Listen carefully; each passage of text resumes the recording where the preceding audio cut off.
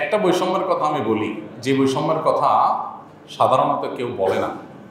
সেই বৈষম্যটা হলো এদেশে সংখ্যাগরিষ্ঠ মুসলমানদের প্রতি সবচেয়ে বেশি বৈষম্য করা হয়। অ্যাজ এ মুসলিম যে বৈষম্যের শিকার হয় মুসলমান, সেটা সবচেয়ে দুঃখজনক এবং দুর্ভাগ্যজনক।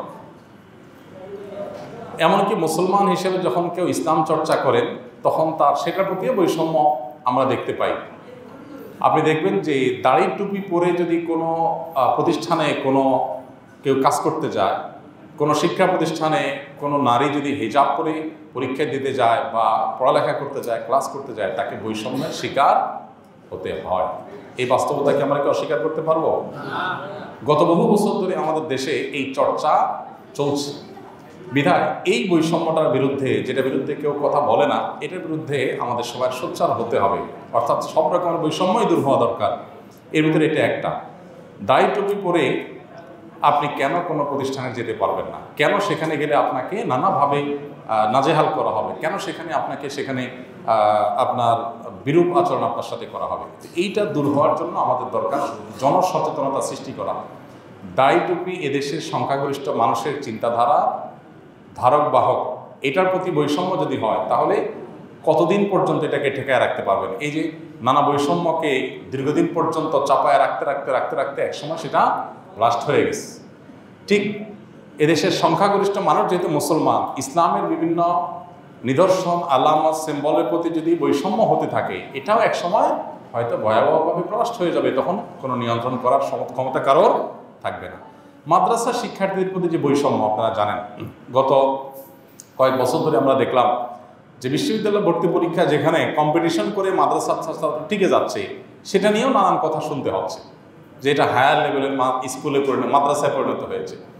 কম্পিটিশনের মাধ্যমে যোগ্যতা প্রমাণ করে যদি মাদ্রাসার ছাত্ররা ইউনিভার্সিটিতে টিকতে পারে, তাহলে সেটা নিয়ে যদি কেউ আপত্তি করে, তাহলে সে তো রেসিজম তার মধ্যে আছে, সে তো বর্ণবাদী, সে তো তার সংকীর্ণ মনের চিন্তা সে লালন করছে, সে তো বৈষম্য করছে। এবং আমার যোগ্যতা থাকা সত্ত্বেও যদি আমি কোথাও যেতে না পারি, এই বৈষম্য দূর হওয়া দরকার। মাদ্রাসা শিক্ষার্থীদের প্রতি বৈষম্য অনেক বেশি হচ্ছে, যেটা নিয়ে কেউ কথা বলে না। আপনি দেখবেন যে এমন একটা পর্যায়ে নিয়ে যাওয়া হয়েছে গত অনেক বছর ধরে যে আর্মিতে, প্রশাসনে, বিসিএসে মাদ্রাসা ব্যাকগ্রাউন্ড হলে তাদেরকে ভিন্ন চোখে দেখে তাদেরকে সরাই দেওয়ার চেষ্টা করা হয়। এই যে একটা ব্যাপার, এই বৈষম্য দূর হওয়ার জন্য আমাদের প্রত্যেকটা মানুষের সচেতন হতে হবে এবং প্রত্যেকটা মানুষকে আমাদের দায়িত্বশীল আচরণ করতে হবে এবং সমাজ থেকে এই বৈষম্য দূর করার চেষ্টা করতে হবে। একটা জিনিস দেখেন, আলেমদের অবদানকে এই সমাজে স্বীকার করা হয় না, বৈষম্য করা হয়। আলেমদেরকে এই সমাজের প্রতি কোনো কন্ট্রিবিউশন নাই, শুধু আছে তা না, এই সমাজে এখনো পর্যন্ত চুরি, ডাকাতি, অনৈতিকতা যতটুকু কম আছে, এখনো আমাদের অনেক কঠিন পরিস্থিতি, কিন্তু যতটুকু নিয়ন্ত্রণে আছে, এতটুকু আইন শৃঙ্খলা রক্ষাকারী বাহিনীর চাইতে কোনো ক্রমে আলেম সমাজের অবদান কম না। এতটুকু কম রাখার ক্ষেত্রে মসজিদের মিম্বর থেকে, মাহফিলের মঞ্চ থেকে এদেশে মানুষকে মনুষ্যত্ব শেখানো হয়, এদেশে মানুষকে নীতিনৈতিকতার কথা শেখানো হয়। হুজুরদের ওয়াজ শুনে কোনোদিন কেউ মাদকের পথে যায় নাই, হুজুরদের ওয়াজ শুনে কেউ কোনোদিন সন্ত্রাসী হয় নাই, হুজুরদের ওয়াজ শুনে কেউ বাবা মার অবাধ্য হয় নাই, কেউ সমাজে খারাপ কোনো কাজ করে নাই, বরং হুজুরদের ওয়াজ শুনে বহু খারাপ মানুষ ভালো হয়েছে। সো আলেমদের অবদানকে স্বীকার করা হয় না। বিশেষ করে আমি এক শ্রেণীর মিডিয়ার প্রতি সম্পূর্ণ শ্রদ্ধা রেখে বলছি যে কিছু মিডিয়া তো আছেই আলহামদুলিল্লাহ, তারা তাদের দায়িত্বশীলতা, পেশাদারিত্বের পরিচয় দেয়, কিন্তু অনেক মিডিয়া আছে যারা আলেম সমাজের প্রতি বৈরী আচরণ করে, বৈষম্যমূলক আচরণ করে। এটা কি আপনারা জানেন না? ওপেন সিক্রেট, একদম দিনের আলোর মতো পরিষ্কার। আলেমদের কাজগুলোকে তারা দেখাতে চায় না। আমি ছোট ছোট কিছু এক্সাম্পল দিতে চাই। যেমন ধরুন, একটা কনসার্ট হচ্ছে, গানের কনসার্ট, এটা যত ফলাও করে মিডিয়াগুলো প্রচার করে, টেলিভিশনে, পত্রপত্রিকায়, অমুক গানের কনসার্ট হয়েছে, এত ছেলে ফেলে হয়েছে, এটা যেরকম প্রচার হয়, অনেক ওয়াজ মাহফিল আছে এদেশে যে গানের কনসার্টের চাইতে বহুগুণ বেশি সাধারণ মানুষ সেখানে অংশগ্রহণ করে। আজ পর্যন্ত কোনো মিডিয়াতে দেখেছেন যে মাহফিলকে অ্যাজ এ নিউজ আকারে মাহফিল এর রিপোর্ট তারা করে? সাধারণত কেউ যদি পুশ করে, সেখানে তাদেরকে হাই হ্যালো করে, টাকা পয়সা ঘুষ ঘাস দেয়, অথবা তাদের হাতে পায়ে ধরে, তখন হয়তো কোনা কাঞ্চি দিয়ে ছোট্ট করে একটা কলামে তারা রিপোর্ট করে। তো এদেশের ওলামাদের বড় বড় কাজগুলোকে দেখানো হয় না। আমাদের আফসোস নাই, আসুন্নাহ ফাউন্ডেশন থেকে আমরা এত কাজ করছি, আলহামদুলিল্লাহ অনেক মিডিয়া সেগুলার কোনোটা তাদের দায়িত্বে তারা প্রচার করছেন, আমি তাদের কাছে কৃতজ্ঞতা জানাই। কিন্তু অনেক মিডিয়া আছে যেন তাদের চোখে পাথর দিয়ে রাখছে, তারা কিছুই দেখে না। আমরা তাল করার পরও সেগুলোর কোনো আলোচনা নাই, আরেকজন তিল করছে সেটা নিয়ে বিরাট বলা করে প্রচার। এই যে আলেম সমাজের প্রতি বৈষম্য, চলমান বৈষম্য বিরোধী আন্দোলনে এই বৈষম্য দূর হোক, অন্যান্য বৈষম্যের পাশাপাশি এই বৈষম্য দূর হোক। আলেম ওলামাদের প্রতি বৈষম্যের বহু দিক আছে, বহু দৃষ্টান্ত আছে, যেটা আসলে বলে শেষ করা কঠিন। ধরেন বাজেট যখন হয়, জাতীয় বাজেট ঘোষণা করা হয়, বিভিন্ন টেলিভিশন থেকে দেখবেন যে বিভিন্ন শ্রেণী পেশার মানুষের ভাবনা নেওয়া হয়, আছে না? বাজেট নিয়ে বুদ্ধিজীবী কি বলছেন, পেশাজীবী কি বলছেন, ব্যবসায়ীরা কি বলছেন, রাজনীতিকরা কি বলছেন, মন্তব্য নেওয়া হয়। এমনকি সাধারণ মানুষের মন্তব্য কোনো টিভি চ্যানেলের কোনো রিপোর্টে নেওয়া হয় যে বাজেট নিয়ে সাধারণ মানুষের ভাবনা কি। একজন রিকশাওয়ালাকে জিজ্ঞেস করা হয় আপনার কোনো মন্তব্য আছে কিনা। শুধু বাজেট না, এরকম অনেক বিষয় নিয়ে তাদের মতামত নেওয়া হয়। কিন্তু আজও পর্যন্ত কোনো আলেমের মতামত নিতে আপনারা দেখছেন কিনা আমি জানি না, আমি দেখিনি, আমার চোখে পড়ে নাই। তো আলেমরা কি এদেশে ভাইসে আসছে? ৩.৫ লক্ষ মসজিদ এদেশে, ৩.৫ লক্ষ মসজিদের ৩.৫ লক্ষ ইমাম খতিব, তারা মিনিমাম ৩ থেকে ৪ কোটি মানুষের প্রতিনিধিত্ব সরাসরি করে। তাদের মতামতের কোনো মূল্য নাই। আপনি দেখবেন দেশের কোনো ক্রাইসিস মোমেন্টে বা বিশেষ কোনো পরিস্থিতিতে বিশেষজ্ঞদের আলাপ সালাপ হয়, টকশো হয়, কিন্তু কোনো আলেমকে সেখানে সাধারণত ডাকে না। আমরা বিগত আমলে দেখছি যে কোনো আলেমকে যদি কোনো ইস্যুতে ডাকাও হয়, তো উদ্দেশ্য হলো আলেমরা আয়না ৩-৪ জন মিলে ধরার জন্য। দেখছেন না আপনারা যে ৩-৪ জন মিলে একজন আলেমকে আয়না কিভাবে কোণঠাসা করবে ওই জন্য করা হয়। বৈষম্য বিরোধী আন্দোলন যেহেতু সফল হয়েছে, অতএব এই বৈষম্য সমাজ থেকে দূর হোক। মাদ্রাসার শিক্ষার্থীদের প্রতি, দাড়ি টুপির প্রতি, হিজাবের প্রতি, বোরকার প্রতি, পর্দার প্রতি, ইসলামের লেবাস পোশাকের প্রতি, মুসলমানদের কৃষ্টি কালচারের প্রতি, আলেম সমাজের প্রতি, মাদ্রাসার সর্বস্তরের শিক্ষার্থীদের প্রতি যত বৈষম্য আছে, এগুলো এই সমাজ থেকে ঝেঁটিয়ে বিদায় করতে হবে ইনশাআল্লাহ। এটা যদি আপনারা দূর করতে না পারেন কি হবে জানেন? আপনি কতদিন চাপায় রাখবেন? এই যে জুলুম চাপাইতে চাপাইতে একসময় ব্রাস্ট হয়ে গেছে না মানুষ, সংখ্যাগরিষ্ঠ মানুষকে আপনি কতদিন ইগনোর করে থাকবেন? দেখেন, যখনই তত্ত্বাবধায়ক সরকার বা অন্তর্বর্তীকালীন সরকার, ইন্টারিম গভর্নমেন্ট যখনই ফর্ম করে, আপনারা দেখবেন সেখানে বিভিন্ন শ্রেণী পেশার মানুষ নেওয়া হয়। এই প্রথম জীবনে দেখা গেছে যে একজন আলেম নেওয়া হয়েছে।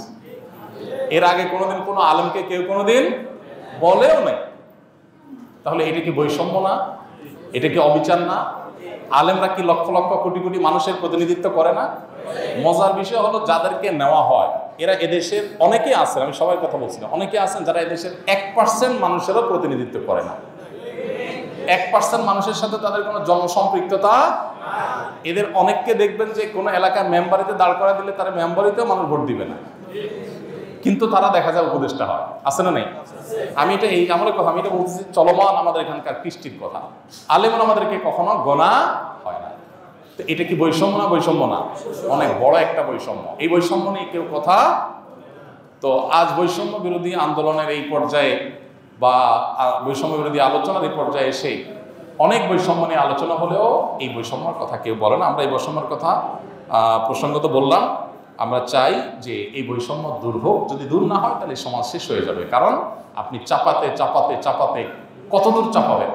অতএব মিডিয়ার ভাইদের প্রতি শ্রদ্ধা রেখে বলছি, এবং আরও বিভিন্ন পর্যায়ে যারা আছেন সব সেক্টরের ভাইদেরকে বলছি যে এই বৈষম্য দূর করুন। মাদ্রাসা শিক্ষার্থী, দাড়ি টুপি, আলেম ওলামা, হুজুর দেখলেই তাদেরকে বিমাতা সুলভ আচরণ, মনে হয় যে হুজুররা এদেশে উড়ে আসছে, এরকম একটা ভাবনা যে হুজুর মানুষ মানে বেচারা এদেশ থেকে এদেশে উড়ে আসছে। সমাজের কোনো ক্ষেত্রে তার কোনো মনে হয় অংশগ্রহণ নাই, কোনো যেন কন্ট্রিবিউশন নাই, এরকম একটা আচরণ করা হয়। এই আচরণটা দূর করার জন্য আমি জোর দাবি জানাচ্ছি, আপনারা সবাই সর্বত্র আওয়াজ তোলেন যে প্রত্যেকটা ক্ষেত্রে ওলামাদের ভূমিকা থাকা উচিত। একটা অবাক করা বিষয় দেখেন, কোনো জায়গায় তো আলেমদের কদর নাই তো নাই, বৈষম্য তো আছে। মসজিদ মাদ্রাসা পরিচালনার ক্ষেত্রেও আলেমদের কদর নেই। মসজিদ একটা ধর্মীয় প্রতিষ্ঠান, কিন্তু বাংলাদেশের মসজিদগুলো চালায় কারা? অন্যান্য সাধারণ মানুষরা থাকুক সেখানে, কিন্তু 2-4 জন আলেম কি থাকা উচিত না? অনেক মসজিদ আছে কমিটিতে ইমাম সাহেব থাকে না, ইমাম সাহেব চাকর, আর ওনারা হলেন মাতবর। এখন হুজুররা যদি যায় বলে আমরা ঢাকা ইউনিভার্সিটি আমরা চালাবো, সব বাদ প্রফেসররা, তো এটা কখনো গ্রহণযোগ্য হবে? তাহলে মসজিদ কিভাবে আলেমদেরকে ইগনোর করে বাকিরা এসে চালাইতে পারে? রাজনৈতিক পেশি শক্তি আছে, আপনি সভাপতি, আপনি সেক্রেটারি, আর হুজুর পেশা রিয়ালের মধ্যে বসে আছে। এই বৈষম্য দূর হওয়া দরকার আছে না নেই? মাহফিলের সভাপতি কেন রাজনৈতিক ব্যক্তি হবে? মাহফিলের সভাপতি একজন বড় আলেম হবেন, কারণ বক্তা কোনো ভুল কথা বললে এটা তো সভাপতি সাহেব ধরতে পারবে না, এটা কে ধরতে পারবে? আলেম ধরতে পারবে। অতএব একজন সভাপতি থাকবে, কিন্তু সব মাহফিলগুলোতে সভাপতি কে? ওই এলাকার সবচেয়ে বড় চোর, সবচেয়ে বড় ডাকাত, সবচেয়ে বড় খুনি, সবচেয়ে বড় দুর্নীতিবাজ, সে হলো এলাকার কি? সভাপতি। অতএব ধর্মীয় সেক্টরকে যে কোণঠাসা করে রাখা হয়েছে এই যে সে এই যুগ যুগ ধরে, সেটারও অবসান হওয়া উচিত। আমরা এদেশের মসজিদ, মাদ্রাসা, ওয়াজ মাহফিল যেগুলো একান্ত ধর্মীয় অঙ্গন, সেগুলোতে অন্তত আলেম ওলামাদের সরাসরি অংশগ্রহণটা চাই। সেই সাথে জাতীয় পর্যায়ে দেশের অন্যান্য সেক্টরেও আলেমরা যেহেতু আপামর সাধারণ মানুষের প্রতিনিধিত্ব করেন, তাদের সাথে জনসম্পৃক্ততা আছে এবং আলেমদের চিন্তাধারা লালনকারী ধারণকারী মানুষ অনেক। অতএব গণতন্ত্র বলেন, গণতন্ত্রের দাবি হিসাবেও তো যাদের কথা সবচেয়ে বেশি মানুষ শুনে তাদেরকে মূল্যায়ন করা উচিত। যদি না করেন তো এই যে পরিস্থিতি তৈরি হয়েছে, এরকম আরেকটা পরিস্থিতি হয়তো তৈরি হবে। এই জন্য আমি সতর্ক করতে চাই যে আলেম ওলামাদের এবং ইসলামের ব্যাপারে যে বিমাতা সুলভ আচরণ, ইসলামোফোবিয়া যাদের মধ্যে আছে, তারা যেন সোজা হয়ে যান। কারণ বাংলাদেশের মানুষ ঘুরে দাঁড়াতে একবার শিখে গেছে। পরবর্তীতে যদি আবার এরকম করেন কেউ, তো মানুষ ঘুরে দাঁড়াতে দেরি করবে না। এই জন্য সবাই সতর্ক হয়ে যান আল্লাহর ওয়াস্তে। আমরা দেখেছি যাদের কোনো জনসম্পৃক্ততা নাই, জনগণের কোনো ম্যান্ডেট নাই, জনগণের সাথে তাদের কোনো সংযোগ নাই, তারা 1% 2% মানুষকে প্রতিনিধিত্ব করে না, তারা এসে আমাদের দেশে আইন ঠিক করে দেয়, নীতি ঠিক করে দেয়, তাদের মন মতো আমাদের চলা লাগে, তাদের কাছে আমরা গোলামি করি। আবার দেশের নাম দিবেন গণতান্ত্রিক দেশ, কিভাবে সম্ভব? তো এই জন্য বৈষম্য অনেক ক্ষেত্রে আছে, নারীর প্রতি বৈষম্য আছে, সেটা আলহামদুলিল্লাহ অনেকে কথা বলছেন, দূর হচ্ছে, আরও দূর হওয়া দরকার। অমুসলিমদের প্রতি বৈষম্য আছে, সেটার বিরুদ্ধে মানুষ কথা বলছে, আরও বেশি বলা দরকার, আরও দূর হওয়া দরকার। নানান সেক্টরে বৈষম্য আছে, কিন্তু এই ধর্মীয় মানুষ বা ধর্মের প্রতি, বিশেষ করে মুসলমানদের প্রতি যে বৈষম্য, এটা দূর হওয়ার জন্য সর্বস্তরে আওয়াজ উঠতে হবে। আল্লাহ তাআলা আমাদের সবাইকে বৈষম্য মুক্ত সমাজ গড়বার তৌফিক দান করুন। দেখো, কোনো দাড়িওয়ালা মানুষ, আমি বৈষম্যের একটা এক্সাম্পল দিই।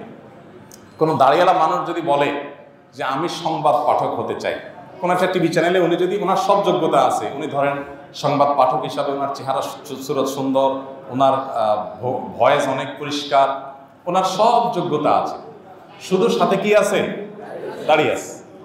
এরকম কোনো মানুষ যদি কোনো টিভি চ্যানেলে যায় বলে যে আমি সংবাদ পাঠ করতে চাই, তাকে কি করতে দেওয়া হবে নাকি হবে না?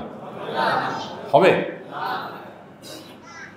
মহিলা মানুষ সংবাদ পাঠ করতে যাওয়া উচিত কি উচিত না শরিয়া দৃষ্টিকোণ থেকে, সে আলাপ এক সাইডে রেখে আমি অন্য একটা কথা বলি। ধরেন একজন মেয়ে, তিনি বোরকা পরে বা হিজাব পরে, উনি যদি যায় মূলধারার মিডিয়াগুলোতে বলে যে আমি সংবাদ পাঠিকা হতে চাই, তাকে কি হিজাব করে এটা করতে দেওয়া হবে? দেওয়া হবে না। আবারও বলছি, এটা জায়েজ, এটা শরিয়ার দৃষ্টিকোণ থেকে আমি মোটেই সাপোর্ট করছি না, কথার কথা বললাম। দায়িত্বেই রাখেন শুধু অন্তত। তো দাড়ি পরে যদি কাউকে সংবাদ পড়তে দেওয়া না হয়, তাহলে এটা দাড়ির প্রতি অবিচার না?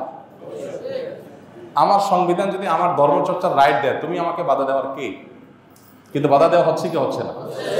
এই বৈষম্যটা আমাদের সমাজকে এমন একটা পর্যায়ে নিয়ে যাচ্ছে, এখান থেকে কিন্তু মানুষের ক্ষোভ এটা ভয়াবহ পর্যায়ে চলে যায়। অনেক সময় এখান থেকে অনেক দুর্ঘটনা, অনেক অনাকাঙ্ক্ষিত ঘটনার সৃষ্টি হওয়ার শঙ্কা থাকে। এই জন্য আমি আশা করব যে আমাদের নতুন বাংলাদেশে সকল বৈষম্য দূর হওয়ার পাশাপাশি এই দেশের সবচেয়ে বেশি সংখ্যক মানুষকে যারা প্রতিনিধিত্ব করে, দেখুন দেশের কোনো রাজনৈতিক দল 3 থেকে 4 কোটি মানুষকে অ্যাট এ টাইম তাদের প্রতিনিধিত্ব করতে পারে না। প্রত্যেক শুক্রবার 12:30 থেকে 1:30 পর্যন্ত 3.25 লক্ষ মসজিদে যত মানুষ উপস্থিত হয় এভারেজে, সেটা আনুমানিক 3 থেকে 4 কোটি মানুষ হবে। যদি 3 কোটি মানুষও হয়, এই 3 কোটি মানুষের প্রতিনিধিত্ব যে আলেমরা করছেন, এত বেশি মানুষের প্রতিনিধিত্ব কোনো রাজনৈতিক দলের নেতারাও করেন না। সেখানে আলেমদের কথার কোনো ভ্যালু থাকবে না, তাদের কোনো মতামত নেবেন না, তাদেরকে মানুষ মনে করবেন না, বিমাতা সুলভ আচরণ করবেন, এটা কখনো গ্রহণযোগ্য নয়। অন্যান্য বৈষম্যের পাশাপাশি মাদ্রাসার শিক্ষার্থী, আলেম ওলামা, ধর্মীয় লেবাস পোশাক, এগুলোর মধ্যে যে বৈষম্য আছে, অবিচার আছে, বিমাতা সুলভ আচরণ আছে, এগুলোকে যে ভিন্ন দৃষ্টিতে দেখা হয়, এটা ধুয়ে মুছে এই সমাজ থেকে পরিষ্কার করা হোক। আল্লাহ আমাদের সবাইকে সেই তৌফিক দান করুন।